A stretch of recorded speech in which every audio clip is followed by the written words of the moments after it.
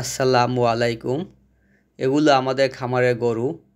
তো আমরা এখন প্রায় দিনই চেষ্টা করি এই গরুগুলোকে আমাদের শেড থেকে বের করে পাশে যে খালি কৃষি জমিগুলো আছে এখানে নিয়ে আসতে।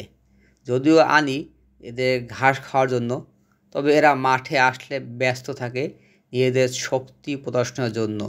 আর যদি কোনো কারণে একটা গরু তার দড়ি ছেড়তে পারে তাহলে তো আর রক্ষা নাই। এই দেখেন, মাথায় শিঙে কাদা লাগিয়ে কি অবস্থা। আর আমরা যেহেতু দেশি গরু পালি, আর এই দেশি গরু কিন্তু খুব তাড়াতাড়ি বড় হয় না। আবার অপরদিকে আমরা কিন্তু কোনো হরমোন ইঞ্জেকশন বা ফিড এগুলোও খাওয়াই না, যার কারণে আমাদের গরুগুলো ধীরে ধীরে বড় হয়। আমরা আমাদের যে ঘাস লাগানো আছে, ঘাস খড় এগুলো খাওয়াই সাধারণত গরুগুলো পালি। আর এই গরুগুলো আশা করি ইনশাল্লাহ এই কোরবানির সময় বিক্রি করব। তো আমরা গত বছরও বরিশালের চরমনাইয়ের হাটে গরু নিয়ে গেছি, সেখানে বিক্রি করেছি।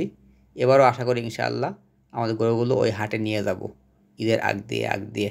যারা বরিশাল শহরের আশেপাশে আছেন তারা কিন্তু চাইলে চরমনাইয়ের হাট থেকে সংগ্রহ করতে পারবেন। আর যদি কেউ চান তো আমাদের এলাকা থেকেও সংগ্রহ করতে পারেন। আমাদের খামারটা পটুয়াখালী জেলার বাউফল থানার মল্লিটুবা গ্রামে। আর আমাদের খামারটা কিন্তু খুব বড় খামার না, ছোট খামার। যেমন এবছর আমাদের ষাটটা গরু আছে আমাদের এবছর। ঠিক আছে, গত বছর আমরা 5টা 6টা গরু বিক্রি করেছি, এরকম বছরের মাঝেও বিক্রি করেছি।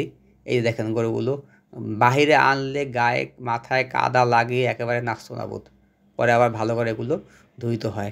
তো আমাদের ভিডিওগুলো যদি ভালো লাগে লাইক দিয়ে, আমাদের পেজে ফলো দিয়ে আমাদের সাথে থাকবেন নিত্য নতুন কৃষি বিষয়ক বাস্তব ভিডিও পেতে। ভালো থাকবেন। আসসালামু আলাইকুম।